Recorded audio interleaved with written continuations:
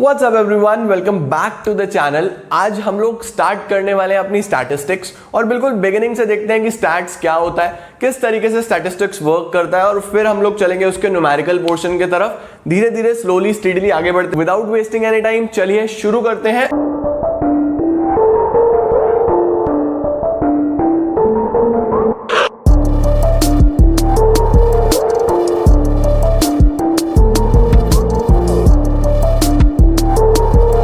सबसे पहले हम यही देख लेते हैं कि what is actually mean by statistics. Statistics होता क्या है? ये स्टैट्स हम सब्जेक्ट पढ़ रहे हैं, ये होता क्या है? आज तक आपने मैथ्स में भी स्टैट्स पढ़ी होगी, बट वहां पे भी आपने बस फॉर्मूलाज करे, क्वेश्चन सॉल्व करे और काम हो गया, मतलब जानने की कभी कोशिश ही नहीं करी। बट मैं बिलीव करता हूं कि हर चीज का आपको मीनिंग पता होना चाहिए। तो सबसे पहले ये चीज देखो कि स्टैटिस्टिक्स होता क्या है।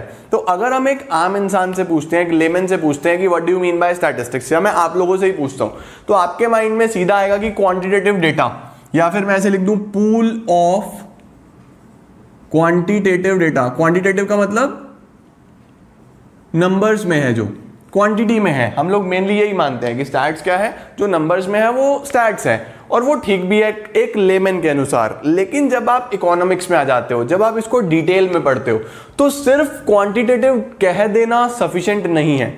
Being a student of economics आपको पता होना चाहिए कि वो कलेक्टेड कहां से हुआ, उसका कलेक्शन कहां हुआ, उसको किस तरीके से डेटा को ऑर्गेनाइज करें कि सामने वाले को समझ में आए, प्रेजेंटेशन कैसे करना है, उसका क्या क्या टेक्निक्स होती हैं जिसको यूज करते हुए हम डेटा को अच्छे से एनालाइज करते हैं। तो ये सारी चीजें एक बहुत वाइड फिनोमिना है जो डेटा पे बेस्ड होता है।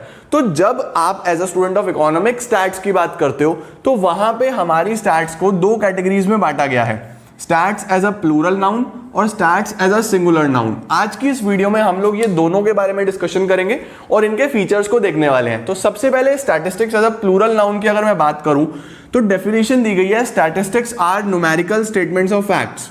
न्यूमेरिकल स्टेटमेंट्स है, आपने सही बताया था, क्वांटिटेटिव डेटा है। दूसरी बात, फैक्ट्स का डेटा है in any department of inquiry. Inquiry होनी जरूरी है, यानी कि सिर्फ क्वांटिटेटिव हो जाने मात्र से वो स्टैट्स नहीं हो जाता, उसकी इंक्वायरी होनी चाहिए। दूसरी बात, it should be in relation to each other, और कुछ ना कुछ कंपैरिजन होना चाहिए, रिलेशन होना चाहिए। यहां से दो चीजें आपको ध्यान रखनी है कि स्टैटिस्टिक्स होने के लिए या तो वो डेटा एवरेजेस में हो, ठीक है, या तो एवरेज हो, और या फिर एग्रीगेट हो। एग्रीगेट का मतलब क्या होता है कि कई सारी चीजें कलेक्टेड वे में लिखी गई हो। एग्रीगेट हो तब भी आप कह सकते हो कि हाँ ये स्टैटिस्टिक्स हो सकती है। जैसे फॉर एग्जांपल मैंने ये कह दिया, जैसे यहां लिख दिया pocket money of A is ₹100 per week. ए की पॉकेट मनी ₹100 पर वीक है, तो इससे ना तो कोई कंपैरिजन हो रहा, ना हम इसमें कुछ देख पा रहे हैं, ना हम इसको एनालाइज कर रहे हैं। क्या है ये? सिर्फ एक नंबर है, ये स्टैट्स नहीं है। It is not statistics. ये ना तो एग्रीगेट है और ना ही एवरेज है, तो यहां से हम कुछ भी नहीं देख पा रहे। ये चीज आपको ध्यान रखनी है। लेकिन अगर मैं कहूं कि there are 80 students in a class, 12th में 80 स्टूडेंट्स है, as compare to 60 students in class 11th। Class 11th में 60 स्टूडेंट्स हैं। अब देखो यहां पे हम कंपैरिजन कर रहे हैं कि 12th में अगर देखा जाए तो स्ट्रेंथ ज्यादा है एज कंपेयर टू 11th के स्टूडेंट्स के साथ। तो इस तरीके से जब हम कंपैरिजन करते हैं या फिर हम किसी चीज को कंपेयर करते हैं, तो उसको हम स्टैट्स कहते हैं। Similarly a cow has 4 legs, एक काउ के 4 लेग्स हैं, तो इसमें क्या स्टैटिस्टिक्स है? ये सिर्फ एक इंफॉर्मेशन है, ये स्टैट्स नहीं है। तो ये सिर्फ एग्जांपल्स के लिए लिखा था। अब हम देख लेते हैं कि क्या क्या फीचर्स हमारे पास होते हैं। सबसे पहले हम लोग देखते हैं कि क्या क्या फीचर्स होते हैं हमारे पास स्टैटिस्टिक्स के। तो ये सभी फीचर्स हैं, आप नोट डाउन करो, वन बाय वन हम लोग इसको समझने की कोशिश करते हैं। तो सबसे पहला फीचर जो हमारे पास आ रहा है वो क्या आ रहा है कि एक चीज को अगर हम देखें, अगर वो इंडिविजुअलिटी के साथ है। इंडिविजुअलिटी का मतलब क्या होता है कि एक सिंपल नंबर है, तो फिर वो स्टैट्स नहीं होगा। हमें क्या चाहिए? एग्रीगेट चाहिए। एग्रीगेट का मतलब क्या है? फिर से मैंने ये बोल दिया कि I study in class 11th, मैं क्लास 11th में पढ़ रहा हूं, तो क्या ये स्टैटिस्टिक्स है? ये सिर्फ एक इंफॉर्मेशन है। अगर हम एग्रीगेट कर दें कि there are suppose 5000 students in a school, there are 5000 students in a school, of which 500 are in class 11th, divided as 300 in commerce and 200 in science. इस तरीके से ह्यूमैनिटीज में कंसीडर नहीं कर रहा हूं, बस बेसिक वैसे ही डेटा लिया मैंने कि मैंने क्या बोला कि ये फैक्ट है और पूरा एग्रीगेट है, काफी सारी चीजें कंबाइन करके लिखी गई हैं, एक सिंगल चीज को नहीं लिया गया। तो एग्रीगेट्स में मैं क्या कहूंगा कि देयर आर 5000 टोटल, स्कूल में इतने बच्चे हैं, तो काफी सारी चीजें कवर करके काफी सारा बड़ा इंफॉर्मेशन लेके एक फैक्ट नहीं, एग्रीगेट्स ऑफ फैक्ट, ये स्टैट्स का पहला कैरेक्टरिस्टिक्स होता है when it comes to stats as a plural noun. ठीक है। दूसरा, it must be numerically expressed. Numerically expressed होना बहुत जरूरी है, नंबर्स में होना बहुत जरूरी है, स्मॉल, बिग, मोर, लेस, ये सारी चीजें स्टैट्स का पार्ट नहीं बनती। क्यों नहीं बनती?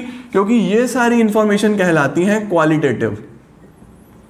ये क्वालिटेटिव है, ये क्वालिटीज हैं कि मोर मनी, लेस मनी, भाई कितना, ये स्टैट्स नहीं है। क्यों? क्योंकि ये क्वालिटेटिव इंफॉर्मेशन है। हमें कौन सी चाहिए? क्वांटिटेटिव। तीसरा होता है affected by multiplicity of causes. Multiplicity of causes का मतलब होता है कि अगर स्टैट्स में हम देखते हैं कोई भी डेटा निकल के आता है, सपोज ये कहा गया कि प्राइस ऑफ किसी भी चीज का प्राइस ले लो, price of commodity rise by 20%, 20% से प्राइस बढ़ गया है। अब इस 20% प्राइस बढ़ने के पीछे बहुत सारे कारण हो सकते हैं। ऐसा हो सकता है कि उसका फैशन आ गया हो, ऐसा हो सकता है कि उसका कहीं ना कहीं मार्केट में सप्लाई कम हो गया हो, ऐसा हो सकता है कि कहीं ना कहीं वो चीज कंज्यूमर को ऐसे लग रही हो कि वो हमारे लिए एक बिल्कुल नेसेसिटी हो चुका है, तो वो कंज्यूमर अट्रैक्ट हो चुका हो उस चीज से काफी ज्यादा, तो हर केस में प्राइसेस बढ़ जाते हैं। तो स्टैट्स में आप ये बात ध्यान रखना कि कोई भी चीज जो होती है वो मल्टीप्लिसिटी ऑफ कॉजेस से इफेक्ट होती है, उसके पीछे एक कारण नहीं होता, क्योंकि अगर सिर्फ एक कारण होगा और वो कारण खत्म हो जाए तो उसका ओरिजिन ही खत्म हो जाएगा। तो हर चीज के पीछे मल्टीप्लिसिटी ऑफ कॉजेज होते हैं, बहुत सारे कॉजेज होते हैं। उसके बाद जो स्टैट्स होती है वो एक रीजनेबल एक्यूरेसी तक कैलकुलेट करी जाती है। मतलब ये नहीं कहा जाता कि स्टैट्स 100% करेक्ट है, बट हाँ काफी हद तक काफी रीजनेबल एक्यूरेसी के साथ कलेक्ट करा जाता है डेटा, और काफी रीजनेबल एक्यूरेसी के साथ उसको प्रेजेंट भी करा जाता है। Collected in a systematic manner, stats को कलेक्ट करा जाता है एक सिस्टमैटिक मैनर में। ऐसा नहीं है कि किसी भी तरीके से कर लिया, उसका एक सिस्टम है, कलेक्शन होगा, ऑर्गेनाइजेशन होगा, फिर प्रेजेंटेशन होगा, एनालिसिस होगा, फिर इंटरप्रिटेशन होगा। तो अलग अलग चीजें हैं, ये सब अभी मैं आपको आगे पढ़ाऊंगा। अभी मैं क्या बोल रहा हूं कि पूरी स्टैट्स का एक सिस्टम होता है, ऐसे कुछ भी डेटा स्टैट्स नहीं हो जाएगा, वो कलेक्ट करा जाता है एक सिस्टमैटिक मैनर में। उसके बाद एन्यूमरेटेड और एस्टिमेटेड, ये काफी इंपॉर्टेंट है, ये आपको आगे भी काम आएगा। एन्यूमरेटेड का मतलब होता है कि एग्जैक्टली एक एक चीज को काउंट करना, और एस्टिमेटेड का मतलब होता है कि सिर्फ एस्टिमेशन लगा लेना। फॉर एग्जाम्पल कोई सेलिब्रिटी है जिसने अपना स्टेज शो करा है और उसके स्टेज शो में बहुत सारे लोग प्रेजेंट थे, तो वहां कहा गया कि there were 10,000 people present at the concert में 10,000 पीपल वहां थे। अब वो क्या एक्चुअल एक एक को काउंट करा गया होगा या बस एक एस्टिमेशन होता है? वो एक एस्टिमेशन होता है। तो वहां ये एग्रीगेट है तो स्टैट्स है, हम पूरा नंबर बता रहे हैं कितने लोग थे, और लेकिन ये एन्यूमरेटेड नहीं है, मतलब एक एक चीज काउंट नहीं करी गई है, ये क्या है? एस्टिमेटेड। जबकि आपकी क्लास में कितने बच्चे प्रेजेंट हैं, कॉमर्स में सुबह ही अटेंडेंस हो रही है, साइंस में सुबह ही अटेंडेंस हो रही है, वहां एक एक बच्चा काउंट हो रहा है, वो क्या होता है? एन्यूमरेटेड। तो स्टैट्स एन्यूमरेटेड भी हो सकती है, एस्टिमेटेड भी हो सकती है when it comes to features of plural noun. बात समझ में आई? इसके बाद हम लोग पढ़ते हैं जल्दी से स्टैट्स एज सिंगुलर नाउन, इसको आप नोट डाउन कर लो, फिर आगे चलते हैं। अब guys when it comes to statistics as a singular noun, अगर हम बात करें कि स्टैट्स को अगर हम सिंगुलर नाउन में देखें तो हमें क्या कहना होगा, तो वहां पे कहा गया है इन singular sense statistics means science of statistical methods. यहां पे स्टैट्स को कहा गया है कि ये एक अपने आप में एक साइंस है जिसमें बहुत सारे स्टैटिस्टिकल मेथड्स दिए हैं, क्योंकि मैंने आपको बताया कि एज अ इकोनॉमिक स्टूडेंट आप सिर्फ डेटा को स्टैट्स नहीं बोल सकते, आपको उसके बारे में कंप्लीट इंफॉर्मेशन होनी जरूरी है। अब वो इंफॉर्मेशन ऐसे ही कोई भी तो नहीं ले सकता, उसके लिए बहुत सारे टेक्निक्स हैं, बहुत सारे मेथड्स हैं, बहुत सारे फंडामेंटल्स हमें प्रोवाइडेड है। Further it is defined as, क्या बोला गया है? It is defined as collection, data को कलेक्ट करना।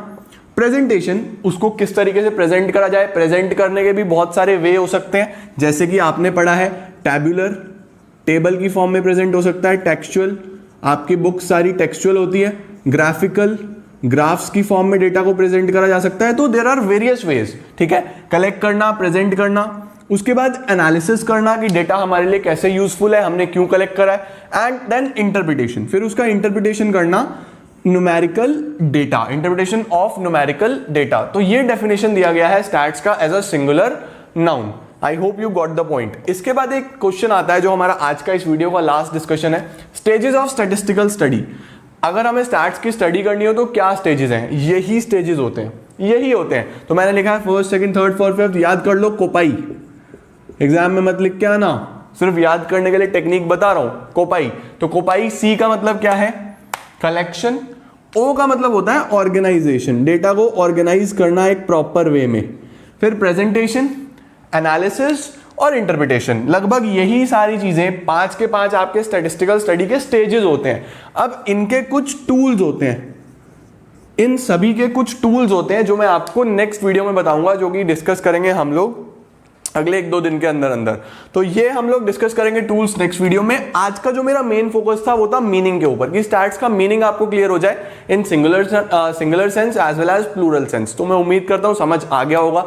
नोट्स आपने बनाई लिए होंगे साथ साथ, अगर नहीं भी बनाए हैं तो कोई प्रॉब्लम नहीं है, हमारी ऐप के ऊपर, ऑफिशियल ऐप के ऊपर नोट्स सारे अवेलेबल हैं, आप चाहो तो डाउनलोड कर सकते हो। Starting with statistical tools. Last part में मैंने आपको स्टैटिस्टिकल मेथड्स के बारे में बताया था, जिसमें हमने कोपाई याद करा था। कोपाई याद है? Collection, organisation, presentation, analysis, interpretation. इनको हम स्टेजेस भी बोल देते हैं कि स्टेज 1, स्टेज 2, स्टेज 3, स्टेज 4 और स्टेज 5। ये इसी मैनर में चलते हैं, आप इनको आगे पीछे नहीं कर सकते हो, ये आपको ध्यान रखना है। सबसे पहले डेटा कलेक्ट होगा, फिर ऑर्गेनाइज होगा, फिर प्रेजेंट होगा, फिर उसका एनालिसिस करा जाएगा और लास्ट में उसको इंटरप्रिटेशन करा जाएगा, बताया जाएगा कि इससे क्या रिजल्ट्स आए हैं। तो अब इनको कलेक्शन करने के लिए या ऑर्गेनाइज करने के लिए कुछ टूल्स हैं जो आपको पता होने चाहिए। ये टूल्स पे हमारे पास पूरे पूरे चैप्टर्स हैं जो हम आगे पढ़ने वाले हैं। तो अभी बस शॉर्ट में मैंने इनका नाम लिखा है और आप बेसिक यहाँ से इनको लर्न करेंगे तो बहुत इजीली आपको समझ में भी आएंगी चीजें, और आगे आगे पूरे चैप्टर आपको इनके कवर करने।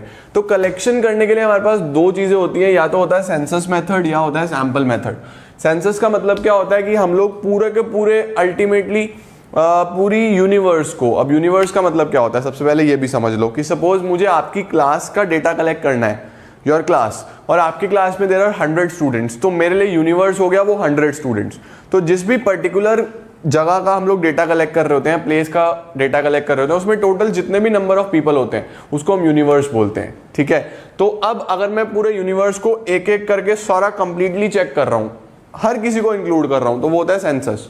या फिर मैंने एवरेज बेसिस पे 10 बच्चों का कोई डेटा लिया और उनको रिप्रेजेंटेटिव बना दिया पूरे क्लास का, उसके बेसिस पे पूरी क्लास का डेटा लिख दिया, तो उसको बोलता हूँ सैंपल। डिटेल में आगे पढ़ेंगे हम इसको। ऑर्गेनाइज करने के लिए क्या क्या टूल्स हैं आपने ये पहले पढ़े हुए हैं। टेली मार्क्स होते हैं, वो लगाते हो ना 1 2 3 4 5, ये टेली मार्क्स होते हैं। एरे होता है, ये हम आगे फर्दर डिटेल में पढ़ेंगे। तो ऑर्गेनाइजेशन में ये 2 टूल्स यूज होते हैं। प्रेजेंटेशन के लिए टेबल यूज होते हैं, ग्राफ होते हैं, डायग्राम होते हैं, आपको पता है सारा। एनालाइज करते हैं हम परसेंटेज के थ्रू कि कितना बढ़िया परसेंटेज है या खराब है, एवरेजेस के थ्रू या कोरिलेशन, इसके भी पूरे पूरे चैप्टर्स हैं। और इंटरप्रेट करने के लिए, दिखाने के लिए क्या यूज करते हैं? मैग्नीट्यूड ऑफ परसेंटेज, एवरेजेस, अलग अलग वैल्यूज के बीच में, तो मैग्नीट्यूड यूज कर लो, एवरेजेस यूज कर लो। ये सब टूल्स हैं जो बेसिक आपको लर्न करके निकलने हैं, दैट्स ऑल। इसके बाद आता है स्कोप ऑफ स्टैटिस्टिक्स। स्टैट्स का स्कोप क्या है? तो स्कोप में हमारे पास 3 टॉपिक्स कवर हो जाते हैं, नेचर, सब्जेक्ट मैटर और लिमिटेशंस। तो सबसे पहले हम बात कर लेते हैं नेचर की। नेचर का मतलब क्या हुआ कि स्टैटिस्टिक्स एक साइंस है, आर्ट है, क्या है? तो हम लोग कंसिडर करेंगे कि statistics is a science as well as art. ये साइंस भी है और आर्ट भी है। क्यों ये साइंस भी है और आर्ट भी है? क्योंकि इसमें दोनों के फीचर्स आते हैं। साइंस के फीचर्स कैसे आते हैं? क्योंकि ये भी कुछ ना कुछ फंडामेंटल प्रिंसिपल्स पे बेस्ड है, कुछ ना कुछ प्रिंसिपल्स हैं जो स्टैटिस्टिक्स में भी फॉलो करी जाती हैं। और आर्ट क्या होता है कि हर किसी की अपनी अपनी क्रिएटिविटी, अलग अलग प्रैक्टिस, जो जितनी प्रैक्टिस करता जाता है स्टैटिस्टिक्स की, उतना ज़्यादा वो स्ट्रांग होता चला जाता है स्टैटिस्टिक्स के कॉन्सेप्ट्स में। उसी तरीके से उनकी अलग अलग क्रिएटिविटी, कोई कहीं पे कोई स्टैटिस्टिकल टूल यूज करेगा, उसी जगह पे कोई दूसरा इंसान अलग टूल यूज करेगा। तो स्टैटिस्टिक्स को एग्जैक्ट साइंस तो नहीं बोल सकते, कॉम्बिनेशन बोल सकते हैं साइंस का और आर्ट का। तो ध्यान रखना, कहीं पे भी नेचर पूछा जाए तो statistics is considered to be a science as well as art. इसके बाद आता है सब्जेक्ट मेथड। काफी बोरिंग सा टॉपिक होता है सब्जेक्ट मेथड, इसमें कुछ नहीं है। 2 तरीके के सब्जेक्ट मैटर, यानी कि 2 तरीके की स्टैटिस्टिक्स हो सकती है। एक होती है डिस्क्रिप्टिव स्टैटिस्टिक्स और एक होती है इन्फ्रेंशियल स्टैटिस्टिक्स। डिस्क्रिप्टिव और इन्फ्रेंशियल। डिस्क्रिप्टिव क्या है? डिस्क्रिप्टिव बेसिकली ये सब मेथड्स हैं।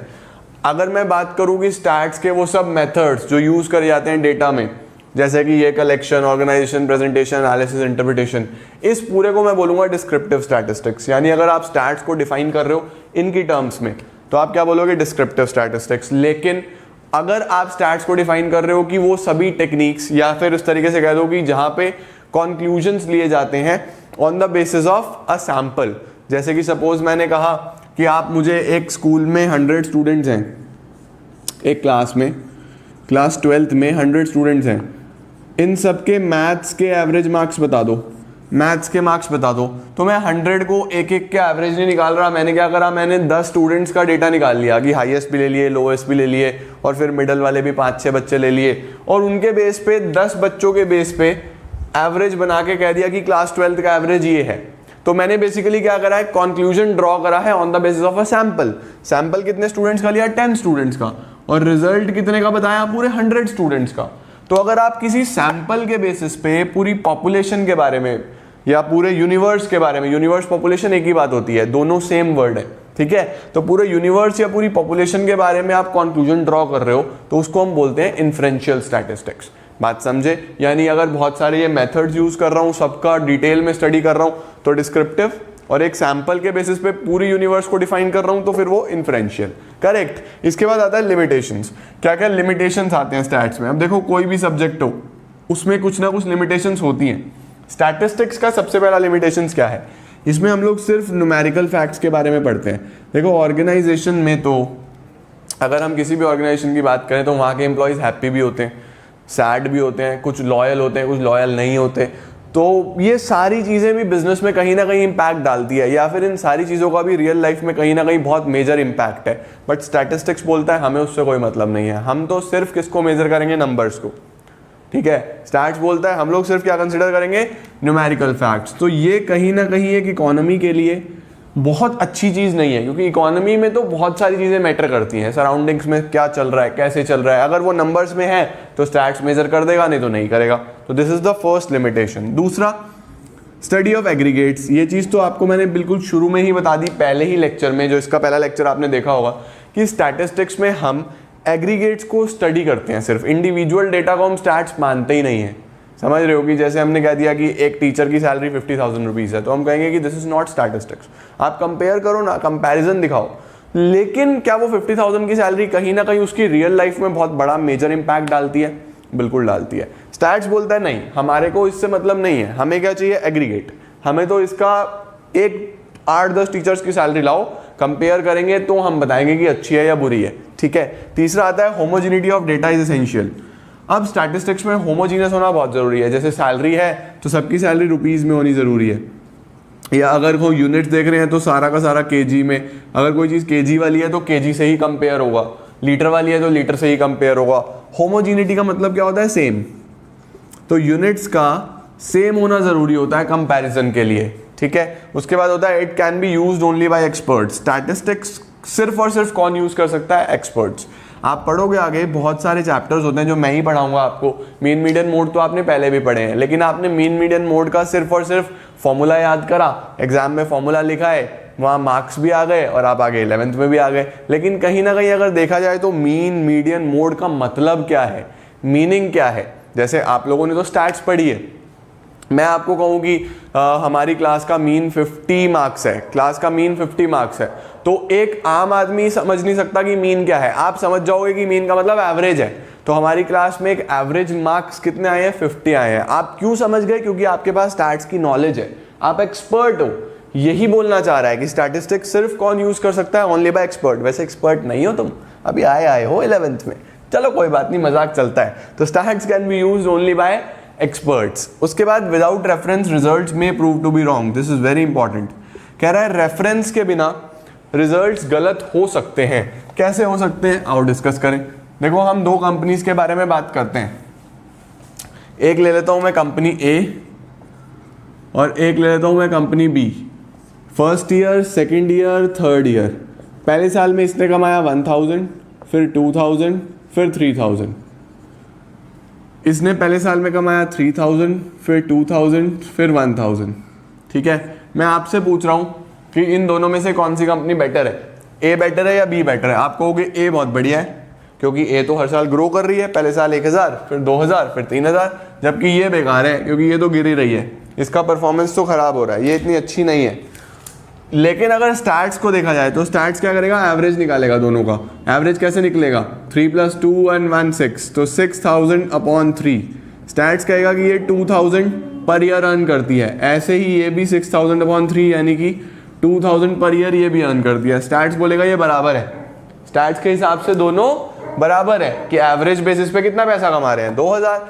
तो जब तक मैं ये रेफरेंस नहीं दूंगा, ये रेफरेंस जब तक आपको नहीं दूंगा, तो आप क्या कहोगे कि रिजल्ट्स गलत हो सकते हैं। अगर मैं आपको ये ना बताता, ये मैं ना बताता और मैं आपको बोलता कि दो कंपनीज हैं, 2000 रुपये पर ईयर के हिसाब से अर्न करती है, कौन सी बेटर है, तो आप नहीं बता सकते कौन सी बेटर है। तो रेफरेंस तो चाहिए, विदाउट रेफरेंस स्टैटिस्टिक्स में रिजल्ट्स रॉन्ग हो सकते हैं। तो ये थे हमारे लिमिटेशंस ऑफ स्टैटिस्टिक्स। इसके बाद एक छोटा सा टॉपिक और बचता है, इंपॉर्टेंस ऑफ स्टैटिस्टिक्स, वो भी देखते हैं और करते हैं चैप्टर को खत्म। तो अब बात करते हैं गाइस इंपॉर्टेंस ऑफ स्टैटिस्टिक्स की। इंपॉर्टेंस ऑफ स्टैटिस्टिक्स का मतलब कि क्या रोल स्टैटिस्टिक्स प्ले करती है हमारी इकोनॉमी में, क्यों जरूरी होता है स्टैटिस्टिक्स और क्या नीड पड़ी सब्जेक्ट की, क्यों बना ये सब्जेक्ट, इतना हमारे पे बोझ क्यों डाला गया। तो इसका मतलब है यहाँ पे कुछ ना कुछ तो जरूरी होगा इसमें। देखो सबसे पहले लिखा हुआ है quantitative expression of economic problems. तो बहुत सारी इकोनॉमी में प्रॉब्लम्स होती हैं, हम देखते हैं। सबसे बड़ी समस्या तो है हमारे यहाँ पॉपुलेशन, जनसंख्या। तो पॉपुलेशन है, पॉवर्टी है, अनएम्प्लॉयमेंट है, ये सब पॉपुलेशन से ही आया है। तो अब हम कैसे मेजर करें पॉपुलेशन को, इसको मेजर करने का एक ही तरीका है, क्वांटिटीज में लिख दो।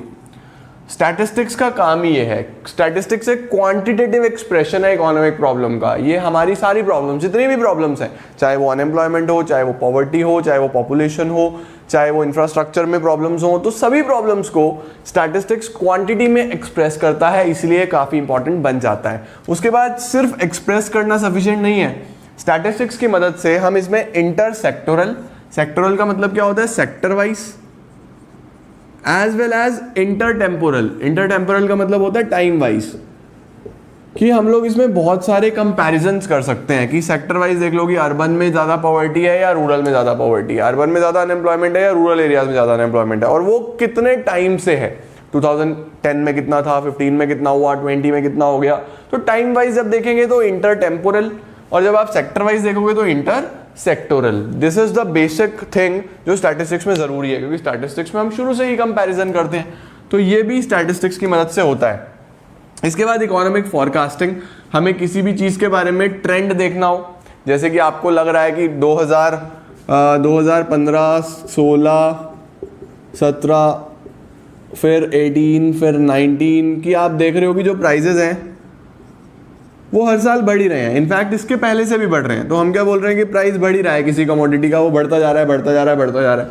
तो हम देख के बता सकते हैं कि 2020 में भी इसका प्राइस बढ़ेगा ही बढ़ेगा, कोई श्योरिटी नहीं है कि प्राइस कम होगा। देखो बढ़ना की भी कोई श्योरिटी नहीं है, लेकिन हम इन स्टैट्स की मदद से, इस डेटा की मदद से एक ट्रेंड तो पता लगा ही सकते हैं, ठीक है ना। जैसे कि आप लोग का, या आप तो 11th में हो, 12th में क्या होता है ना कि बोर्ड्स में हम लोग क्या करते हैं कि पिछले 10 साल के पेपर देख लिए, 15 साल के पेपर देख लिए, तो हम लोग को एक ट्रेंड पता चल जाता है कि कहाँ से बोर्ड में पूछा जाता है। सब टीचर्स का यही एक आइडिया होता है, एक एस्टिमेट्स होते हैं, एक्सपीरियंस होता है, जिसके बेसिस पे हम लोग फाइनलाइज करते हैं कि इकोनॉमिक्स में किस तरीके से फॉरकास्ट करा जाए। फॉरकास्ट का मतलब यहाँ पे भी बड़े बड़े इकोनॉमिस्ट चेक करते हैं कि प्राइजेस क्या चल रहे हैं, डिमांड क्या चल रहा है, सप्लाई क्या चल रहा है, उसके बेसिस पे फॉरकास्टिंग करते हैं, फ्यूचर के बारे में बताते हैं। और लास्ट क्या होता है, फॉर्मुलेशन ऑफ पॉलिसीज। आप देखते हो बड़ी बड़ी पॉलिसीज बनाई जाती है, हमारी गवर्नमेंट पॉलिसीज बनाती है, हमारा जितने भी अलग अलग मिनिस्ट्रीज हैं, जो अलग अलग मिनिस्टर्स हैं वो पॉलिसीज बनाते हैं, वो सारी पॉलिसीज किस बेसिस पे बनाते हैं, सब स्टैट्स के बेसिस पे बनाते हैं। चेक करते हैं कि क्या अच्छा चला, क्या खराब चला, अगर अच्छा चला तो उसको कंटिन्यू करते हैं, खराब चला तो उसको चेंज करते हैं। तो वो सब देख पाना भी पॉसिबल है सिर्फ स्टैटिस्टिक्स की वजह से। तो इसीलिए कहा जाता है कि स्टैट्स काफ़ी इंपॉर्टेंट है और अपने आप में इसकी काफ़ी नीड होती है इकोनॉमी को। Chapter number 1 is over. छोटी छोटी टर्म्स इसके अंदर कुछ बच जाती हैं, वो 1 वर्ड की टर्म्स हैं, उसको हम लोग अगर देखा जाए तो कौन कौन सी टर्म्स है मैं आपको बता देता हूँ। जैसे सबसे पहले कंज्यूमर कौन है, कंजम्पशन क्या होता है। कंज्यूमर क्या होता है, सबसे पहले जो कंजम्पशन करता है वो कंज्यूमर है। और कंजम्पशन क्या होता है, किसी भी कमोडिटी को कंज्यूम करना, यूज़ करना, उसको हम लोग क्या बोलते हैं, कंजम्पशन। ऐसे ही प्रोड्यूसर, जो प्रोड्यूस करता है चीज़ों को वो प्रोड्यूसर होता है, और प्रोडक्शन क्या होता है, प्रोसेस होता है ट्रांसफ़र करना इनपुट से आउटपुट में किसी भी चीज़ को, उसको हम प्रोडक्शन बोलते हैं। उसके बाद सेविंग क्या होता है, saving basically income minus consumption, आपने जो पैसा कमाया उसमें से जो कंज्यूम कर लिया वो माइनस कर दो तो आपके पास सेविंग आ जाती है। या फिर इसको ये भी बोल सकते हो that part of income which is not consumed, income का वो पार्ट जो कंज्यूम नहीं हुआ। ये बेसिक छोटी छोटी कुछ टर्म्स थी जो इसमें यूज़ होती हैं, और यही हमारा चैप्टर नंबर 1 समाप्त होता है। नेक्स्ट वीडियो में हम लोग बात करेंगे चैप्टर नंबर 2 के बारे में और आगे बढ़ाएंगे अपने स्टैटिस्टिक्स के सफ़र को। Thank you so much.